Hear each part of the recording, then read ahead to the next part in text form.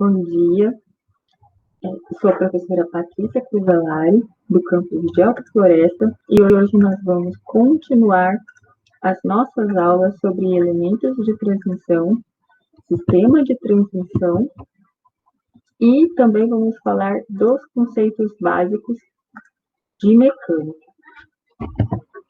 Então, nós vimos que os elementos de transmissão transferem potência e movimento a um outro sistema. Então, são mecanismos responsáveis pela recepção, transformação e transmissão da potência do motor.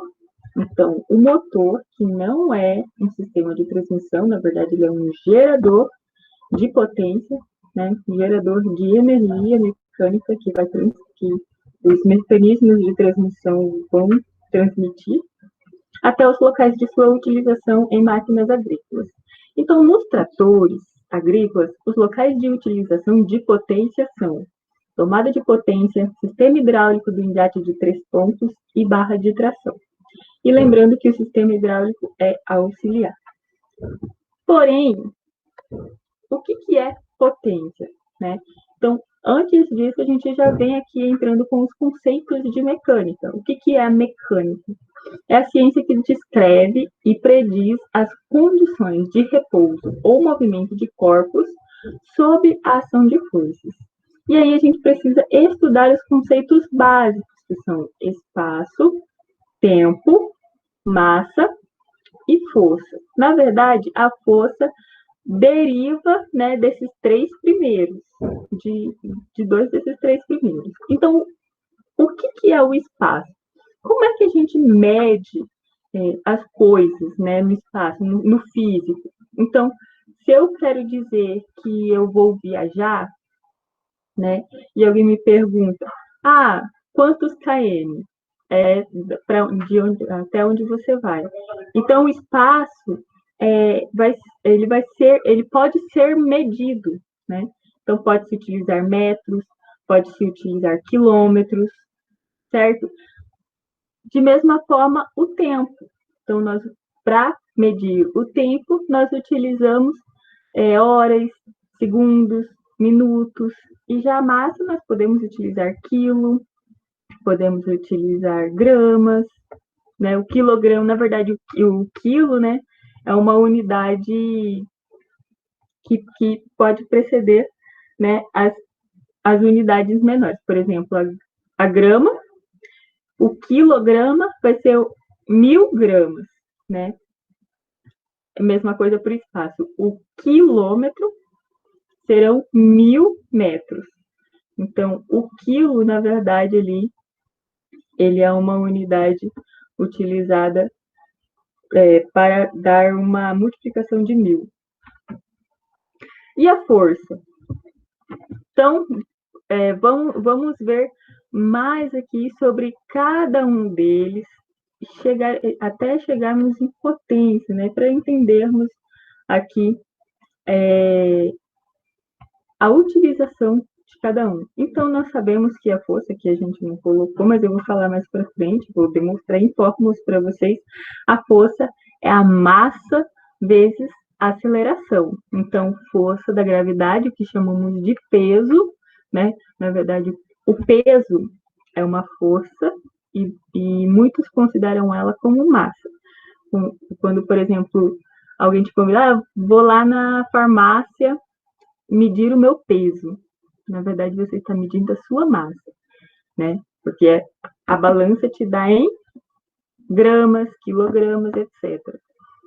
O peso, né, é a sua massa vezes a aceleração.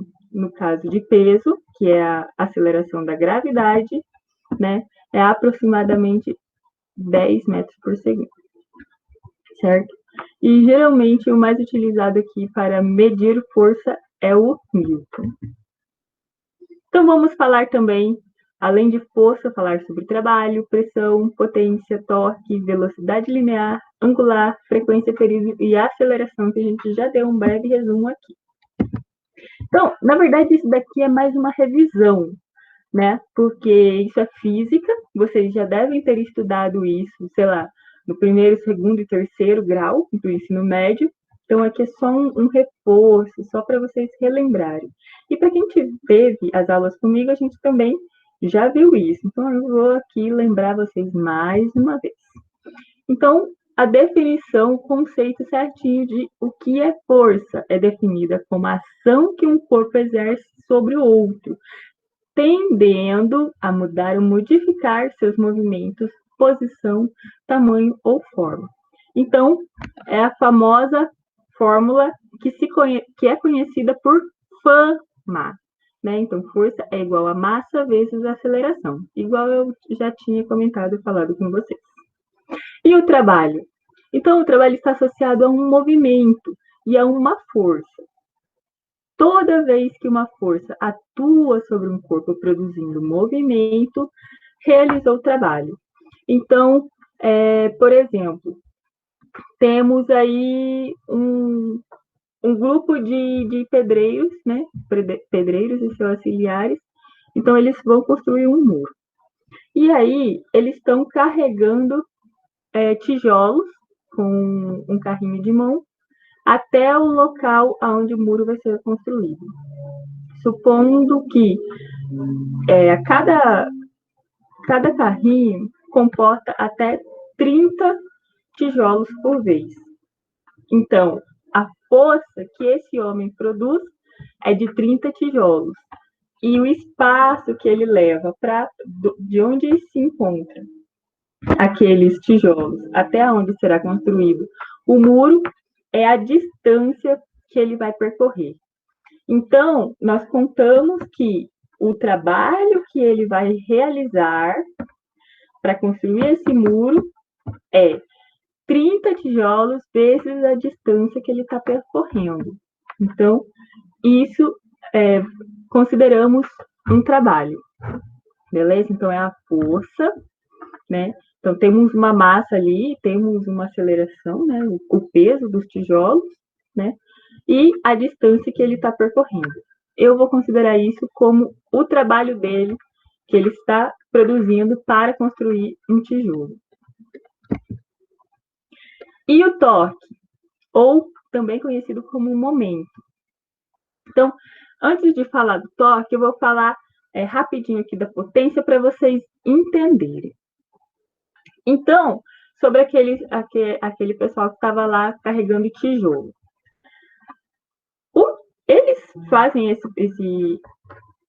esse movimento, né, esse trabalho de carregar os tijolos, porém, aquilo não é constante, correto? Então, tem um momento em que ele vai ficar ali parado para descarregar, um momento que ele também vai precisar recarregar ali os tijolos.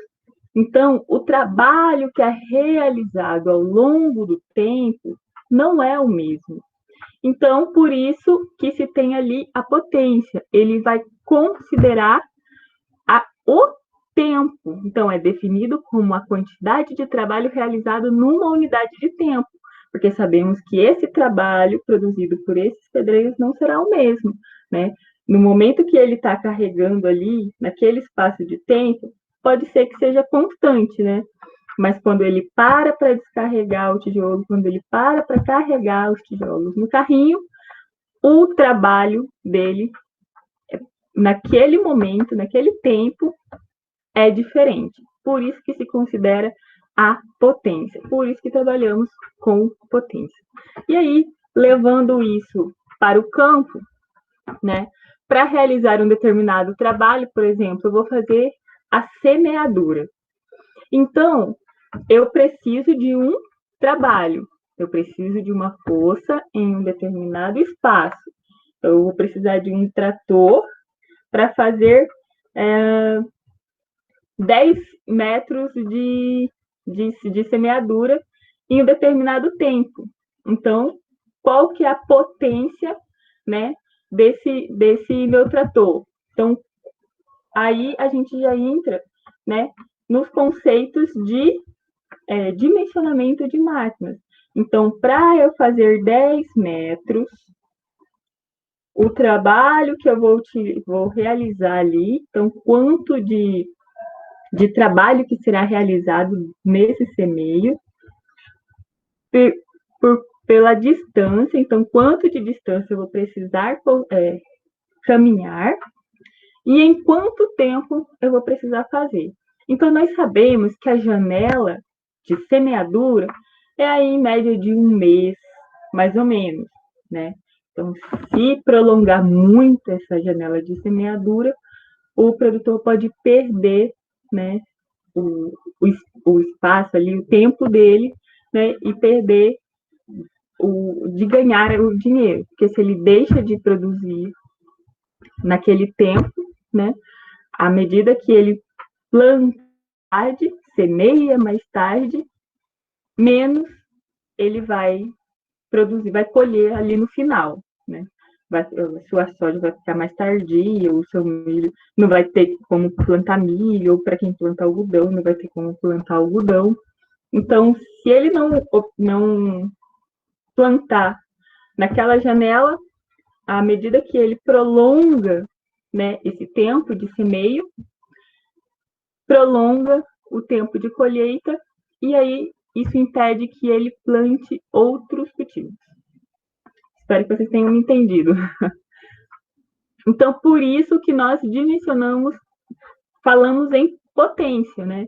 Porque eu tenho um tempo específico para plantar, e aí eu tenho que saber com quantas máquinas eu consigo fazer aquilo. Se eu tenho apenas uma máquina, né, eu vou demorar mais tempo, né? Então, eu tenho aquela potência ali em relação à área que eu tenho, né? Então, eu vou fazer aquilo com mais tempo. Como é que eu diminuo esse tempo? Com mais máquinas, correto? Então, se eu tenho mais máquinas, eu consigo diminuir o meu tempo, porque o trabalho que uma máquina realiza pode ser multiplicado por 2. Então, eu vou ter maior potência dentro da minha fazenda. E agora vamos falar sobre o torque. O torque também é a mesma fórmula de trabalho, só que ao invés de ser essa distância que é considerada, é a rotação que eu considero. Então, o que é o torque ou momento? É o momento de força que tende a produzir ou que produz rotação. É o produto de uma força por um raio. Por exemplo, se eu tenho uma pessoa lá que vai trocar a roda do pneu, né? Então, para desparafusar ela, eu vou utilizar uma chave padrão, né, que vem já nos carros. Se a pessoa não tem muita força, o que ela pode fazer? Aumentar a distância, né, do cabo, porque a força, quando eu aumento essa distância do cabo, a força que eu vou precisar realizar ali será menor, né? E eu consigo retirar os parafusos da minha roda com muito mais facilidade. Então, aqui são os sistemas de unidade de comprimento. Deixa eu mostrar aqui como comprimento, que são em metros, né? Então, nós sempre utilizamos o sistema internacional, né? Principalmente para publicações, né? Então, a academia faz várias publicações, e aí sempre deve ser utilizado o sistema internacional. Então, para força é o Newton, mas também pode ser utilizado o quilograma-força. O tempo é segundos. Massa é quilogramas, mas também pode ser utilizado o TM. Velocidade é metros por segundo. Então, geralmente, quando se faz uma publicação, não vem essa forma de escrever aqui, não. Metros por segundo. Tem metros vezes segundo a menos 1. Então, sistema que para escrita, né, na academia, o sistema científico de escrita é metros vezes segundos menos 1. Mesma coisa aqui. Joule vezes segundo menos 1, que é o watt, né, para potência. Também pode ser utilizado o quilograma-força metros por segundo para potência. Velocidade, então, aqui a gente já falou, trabalho, Newton metros, que é o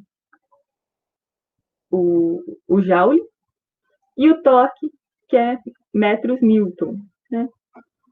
Mesma coisa aqui, trabalho, torque, trabalho, é o mesmo. A diferença entre os dois é que um considera a distância escalar, linear, tangencial, e o torque considera a distância ali de rotação, de giro, correto?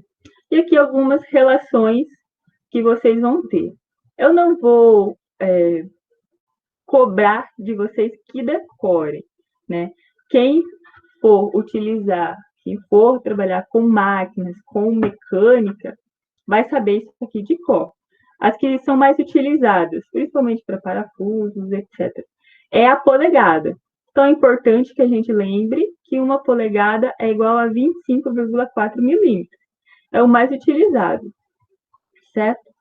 Então, como na semeadura agora, se vocês tiverem a oportunidade de acompanhar, acompanhem, né? Porque começou agora, em outubro, a semeadura nas fazendas, devido à chuva.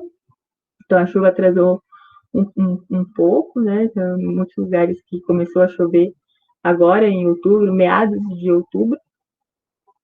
E a semeadora, ou qualquer máquina, principalmente as máquinas agrícolas, elas só quebram quando estão trabalhando, correto?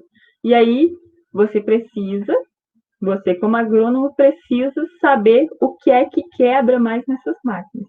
Então, os parafusos que dão mais problemas, as correntes, as correias.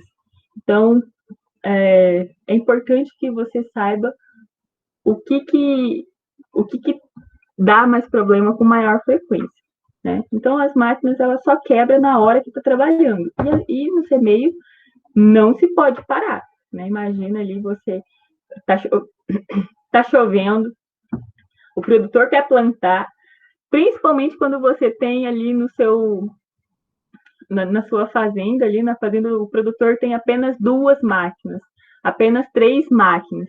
Então, imagina, se quebrar uma máquina dessa, o produtor vai ficar louco. Então, vocês têm que resolver o mais rápido possível, né? Então, os parafusos, algumas peças ali, vocês têm que pegar as medidas, medir o tamanho do parafuso, medir para ir lá pedir, comprar rápido, tem que ser muito rápido para arrumar essa máquina.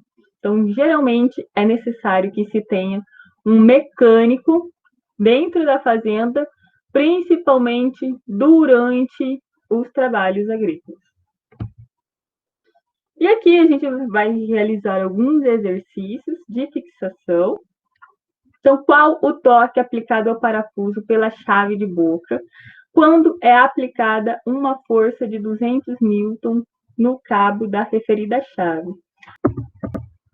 Temos aqui um parafuso sextavado. E aqui uma chave de boca. Tá horrível o desenho, mas espero que vocês consigam entender. Deixa eu colocar ele aqui mais para baixo. E aumentar um pouco hoje. Pronto. Então, nós temos aqui uma força de quanto é aqui? 200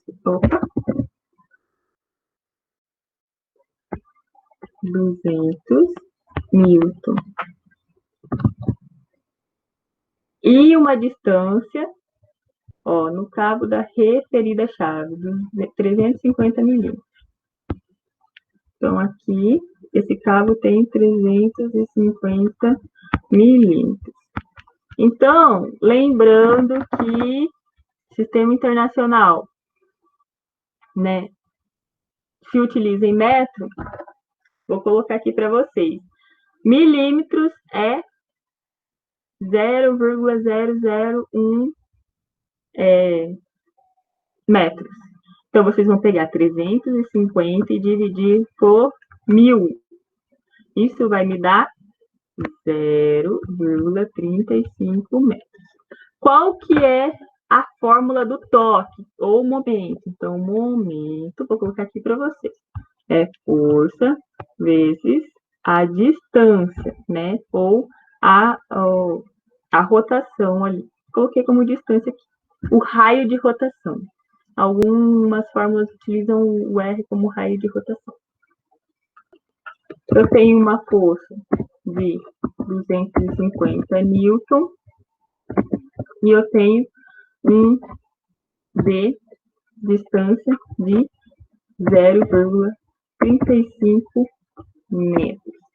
Então, meu momento vai ser 250 vezes 300 e...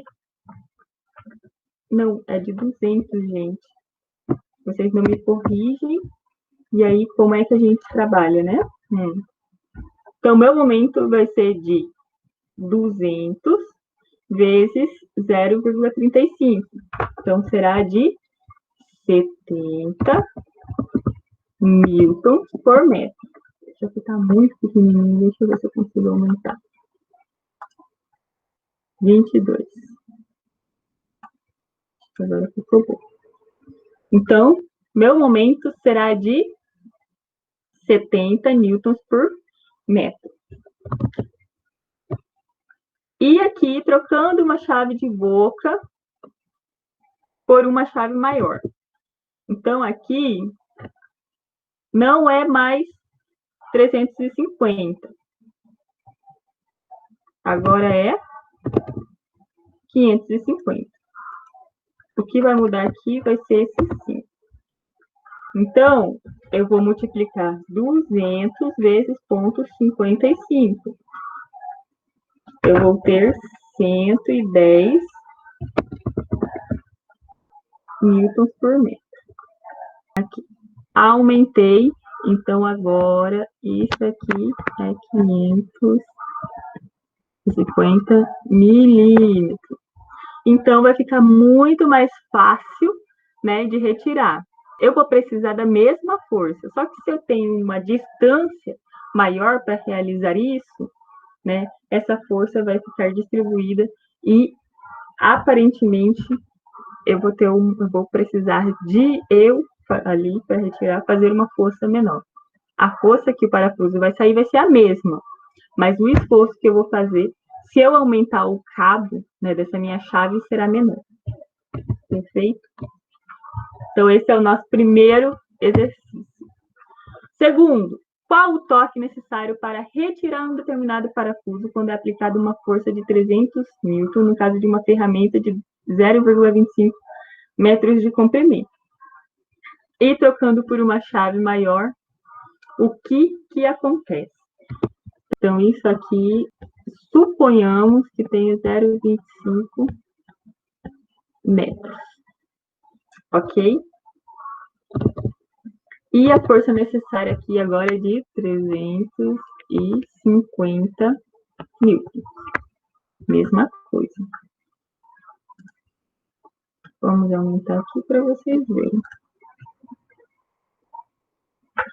Então, a força é de 350 newton. E a distância, né, o raio que se utilizará para frouxar esse parafuso, que precisa da força de 350 newtons, será de 0,25. Então, o meu momento de torque será de 350 vezes 0,25. Então, de 87,5 newtons. Trocando por uma chave maior, de comprimento de 0,35, o que irá acontecer? Então, se eu mudar por 35, é só 350 vezes 0,35, né?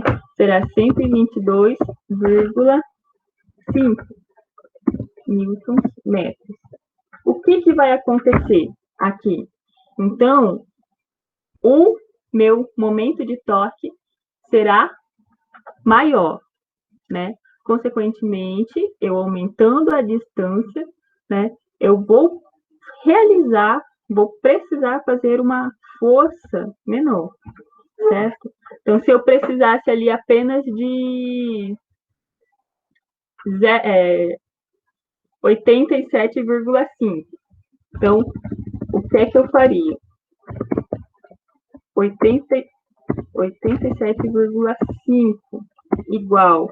Aqui agora eu preciso de apenas 0,35 vezes a força. Então, deixa eu colocar para newtons metro, e aqui é metro. Então, o que acontece com a força? Do lado e metro do outro. Isso aqui vem para cá, dividindo. Certo? Então, eu não vou nem colocar ali, ó. Só vou falar para vocês. 87,5 dividido por 0,35 é 250. Então, eu vou colocar aqui embaixo para vocês. A força necessária diminui. Então, se o meu parafuso é retirado com um torque de 87,5 newtons metros ou joule, então eu vou diminuir a força necessária. E aqui será, então, de 250 newtons. Perfeito? No outro exemplo também pode ser utilizado, ok? Então, se perguntar lá na prova de vocês o que acontece com a força necessária, ela vai diminuir se eu aumentar, né, a distância para realizar essa rotação. Por exemplo, aqui se eu aumentar a distância da minha chave de boca. E se eu não mudar ali a minha força, eu quiser saber o que vai acontecer com o torque, então sabemos que se a força é a mesma e a distância aumentou, então o torque será maior. Se a distância diminuiu, o torque será menor, ok? Mas, para mostrar para vocês que se eu aumentei a distância, a força que eu vou precisar para realizar o mesmo torque será menor.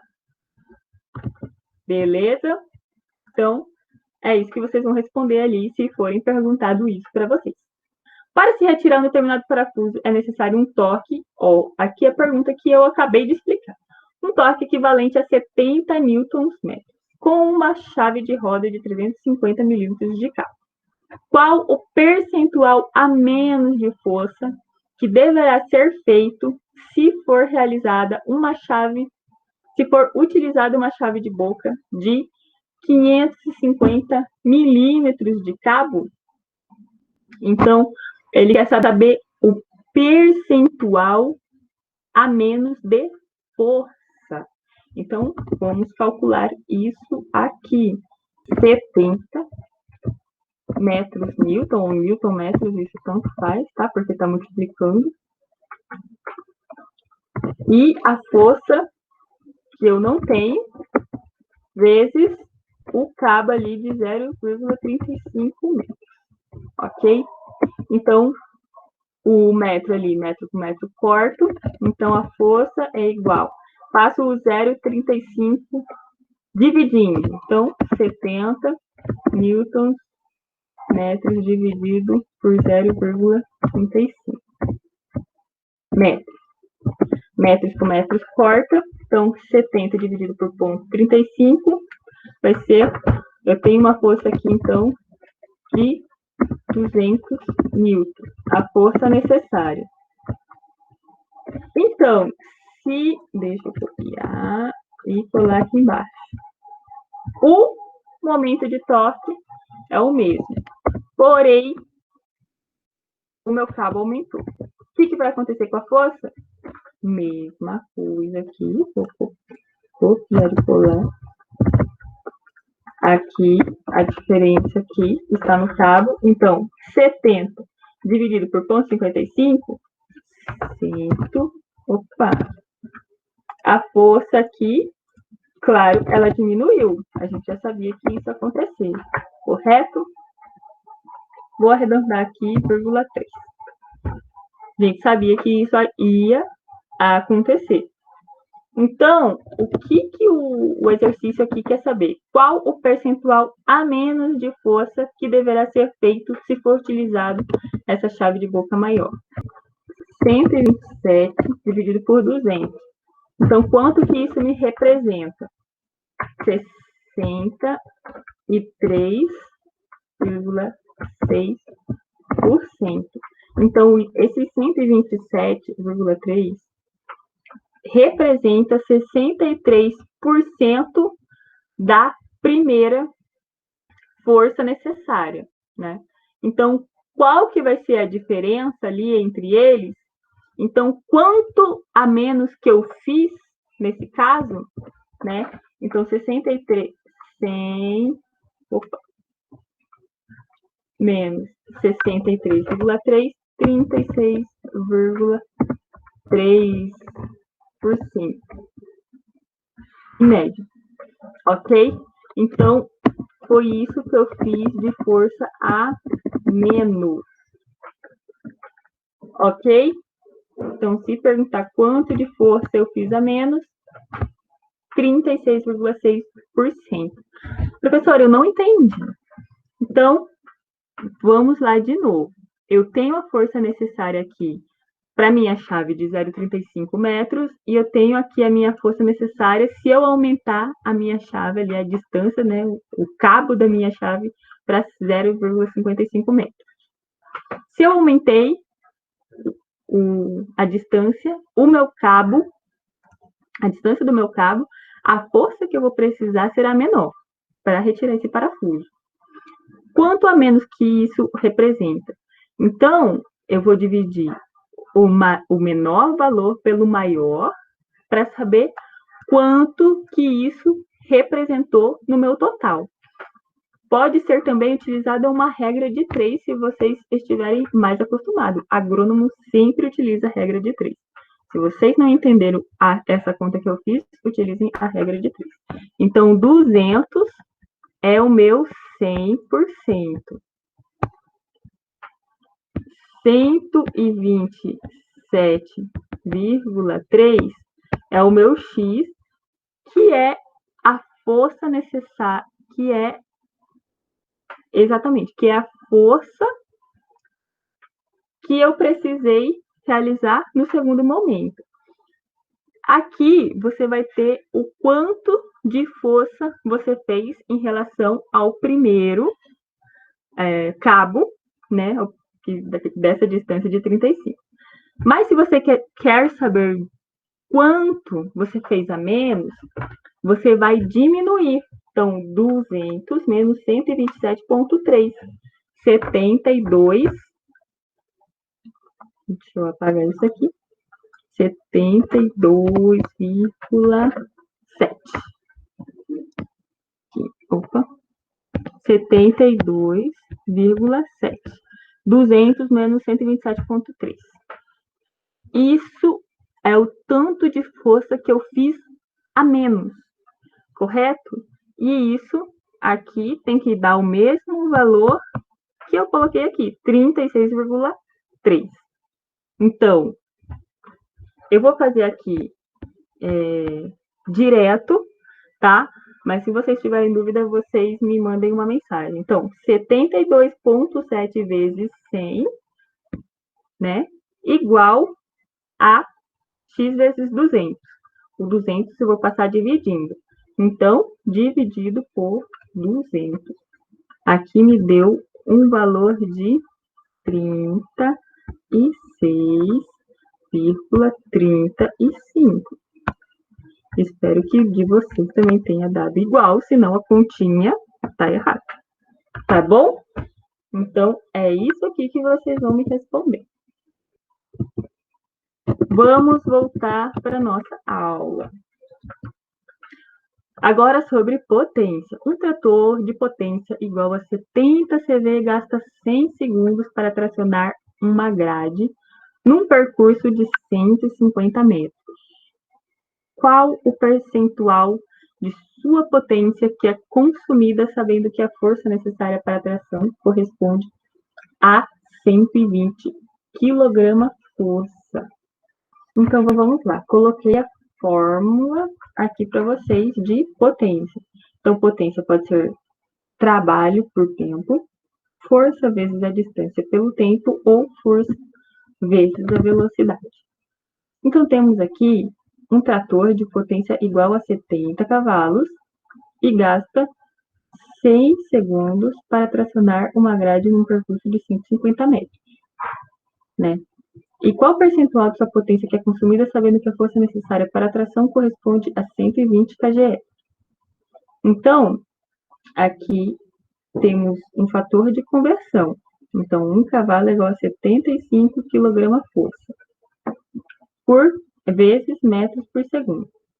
Então, já vamos transformar aqui. Deixa eu colocar aqui para vocês. Então, a potência que ele me deu foi em cavalos, então 70 CV. Porém, eu vou transformar isso para CV para kgf metros por segundo. Como que eu vou fazer ali? Então, se um CV, um cavalo, é igual a 75, 70 cavalos será quanto? Então, é só multiplicar, né? Então, 70 vezes 75.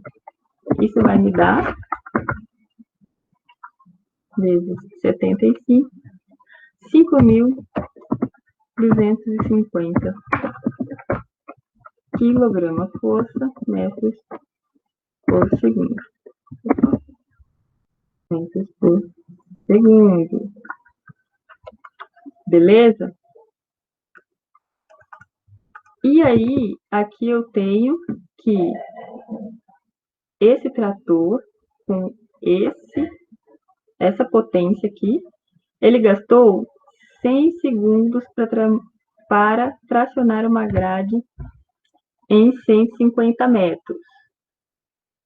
Então, qual é o percentual que foi consumido? Se a tração necessária correspondente a 1.200 kg-força, né? Então, se ele se ele gastou, né, isso aqui, qual que é esse percentual de consumo? Então, vamos fazer aqui. Quanto que ele consumiu. Então, a força necessária para a tração da grade é de 1.200 kgf de força. Da grade. E isso foi consumido em 100 metros, em 150 metros por 100 segundos.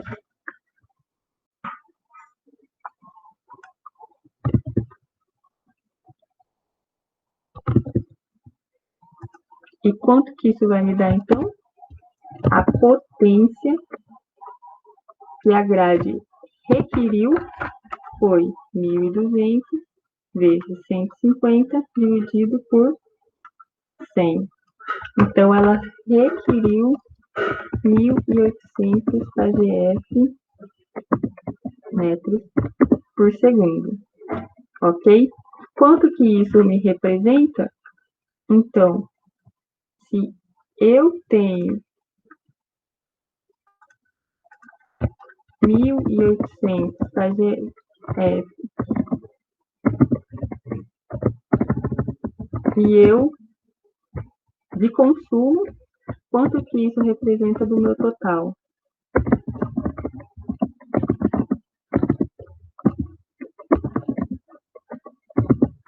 Dividindo um pelo outro, então, nós vamos ter aí um consumo de 0,34, né? Ou 34% que foi consumido de potência ali do meu trator, nesse intervalo de tempo com essa grade que exigiu a força aí de 1.200. Ok? Opa, temos mais um exercício aqui. Então, qual a potência consumida para tracionar um arado de disco, sabendo que a força necessária para a tração é de 1.200, numa velocidade de trabalho igual a 6 km por hora. Primeiro, eu tenho que transformar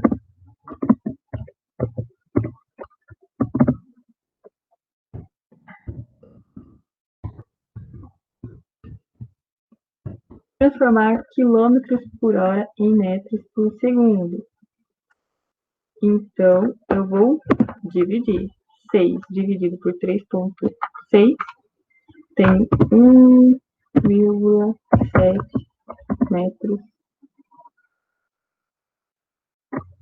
por segundo. E aí, sabendo que a força necessária para a tração, qual é a potência consumida para tracionar um arado de disco? Vamos lá, vamos fazer. Então, se eu tenho 1.200 kgf de força, vezes essa velocidade de 1,7 metros por segundo, muito mais fácil esse exercício, né, gente? Só multiplicar um pelo outro. Então, vezes 1.200, 2.000.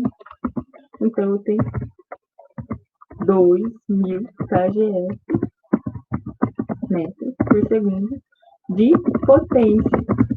Essa é a potência consumida para traçar um arado de disco. Facinho? Super, né?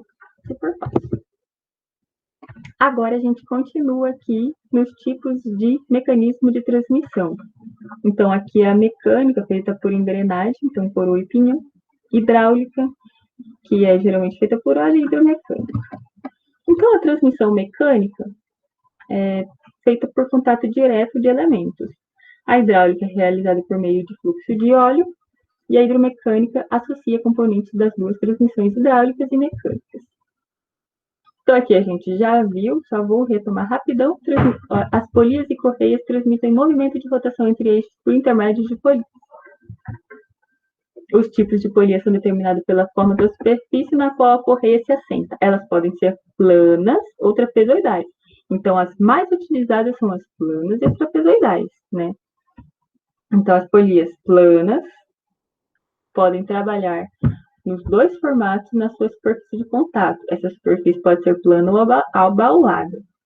Tá vendo? Mas as duas são planas. Mesmo que seja abaulada. Vocês entenderam? A polia plana conserva melhor as correias. E a polia com superfície abaulada guia melhor as correias. A trapezoidal recebe esse nome porque a superfície da qual a correia se assenta apresenta a forma de trapézio. As polias trapezoidais devem ser providas de canaleta ou canais e são dimensionadas de acordo com o perfil padrão da correia a ser utilizada. Então, as correias mais usadas são as planas e trapezoidais. Então, a correia em V ou trapezoidal é inteiriça fabricada com seção transversal em forma de trapézio.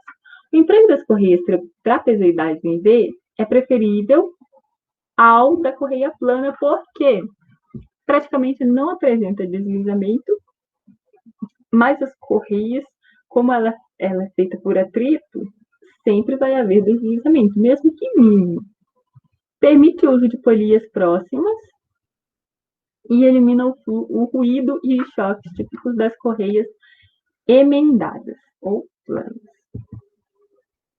Então, a outra correia utilizada é a correia dentada para casos em que não se pode ter nenhum deslizamento, como no comando de válvulas de automóvel, que eu passei ontem para vocês. Então, aqui é utilizada uma correia dentada e uma polia dentada. As engrenagens são também conhecidas como rodas dentadas, são elementos de máquinas usados na transmissão entre eixos. Muitas vezes as engrenagens são usadas para variar o número de rotação e sentido da rotação de um eixo para o outro. Então, aqui a gente já falou dos tipos, né? Eu me enrolei com os nomes delas, mas aqui vocês vão ver certinho os nomes. Engrenagem cilíndrica de dentes retos, que é o mais comum que existe. Então, aqui, quanto o corpo, a forma, né, dessa engrenagem, então pode ser corpo em forma de disco com furo central, em forma de disco com cubo e furo central, 4 furos, ou com braços e furo central. As engrenagens cilíndricas de dentes helicoidais, usadas nas rotações elevadas por ser silenciosa, transmite entre eixos paralelos e também entre 60 e 90 graus. Engrenagens cilíndricas com dentes internos e permite a economia de espaço. Engrenagem cilíndrica com cremalheira, né? Cremalheira é uma barra provida de dentes destinada a engrenar uma roda dentada. Então, transforma o movimento giratório em longitudinal. Engrenagem cônica com dentes retos, empregadas quando eixos se cruzam, usada para mudar a rotação e direção da força em baixas velocidades. E engrenagens cônicas com dentes em espiral, usada para transmitir grandes potências e girar suavemente, engrenando. E o engrenamento simultâneo de 2 dentes. E o conjunto peão-coroa, então, esse conjunto, geralmente utilizado em sistemas de transmissão para ampliação ou redução de movimentos mecânicos, além de possibilidade de mudança da caixa de direção. Parafuso sem fim e engrenagem côncava. Então, sem fim, a coroa serve para transmissão entre 2 eixos perpendiculares. São usadas quando se precisa obter grande redução de velocidade, usado nos redutores de velocidade nas talhas e nas pontes rolantes. Aqui os usos deles: relógios, motores, caixa de câmbio, né, de mudança de marcha. Na transmissão de polias e correias, então, já falei isso aqui para vocês. Rodas dentadas e engrenagens costumam usar a letra I para representar a relação de transmissão. Ela é a relação entre o número de voltas das polias, N, que é a rotação, numa unidade de tempo e seus diâmetros. Então, tá aqui mais uma vez mostrando para vocês. Já mostrei para vocês, vou pular isso aqui. Isso aqui eu não tinha mostrado, né? Então, a relação de transmissão é o diâmetro da polia maior dividido pelo diâmetro da polia menor, ou roda menor, ou aqui é a velocidade angular de 1 dividido pela velocidade angular de 2, né, que aí está relacionado com a rotação, esse giro e rotação, que eu deixei um vídeo abaixo aqui para vocês estudarem, entenderem um pouco melhor sobre velocidade tangencial e velocidade angular, que está relacionada com giro, né? F, que é a frequência, que também será falado lá, e o momento de torque. Então, como eles se relacionam? Tá aqui. E aí, aqui a gente já entra na lei de Newton, falando sobre a inércia. Então, o que é inércia? Um corpo em repouso tende a permanecer em repouso, e um corpo em movimento tende a permanecer em movimento. Então, é a lei do equilíbrio, repouso e movimento retilíneo uniforme. A segunda lei, então, da dinâmica, que é o que a gente utiliza, a fama, força igual a massa vezes aceleração. E a adiação e reação, que são importantes serem utilizados dentro da mecânica. Então, aqui o movimento circular uniforme, eu não vou aprofundar muito, porque eu deixei 2 vídeos aqui super interessantes para vocês, que vai explicar de forma bem facinho como é que funciona isso aqui. Então, o período é o tempo necessário para o corpo dar uma volta completa. Então, o corpo A está aqui e ele vai para B, né? Depois para C, depois para D e vai voltar para o mesmo lugar. Então, esse tempo que ele demorou para fazer essa volta vai ser chamada de período. E a frequência é o número de voltas em determinada unidade de tempo. Então, vamos dar um exemplo. Aqui ele demorou 1 segundo para dar uma volta, né? Então, 1 dividido por 1, a frequência vai ser 1.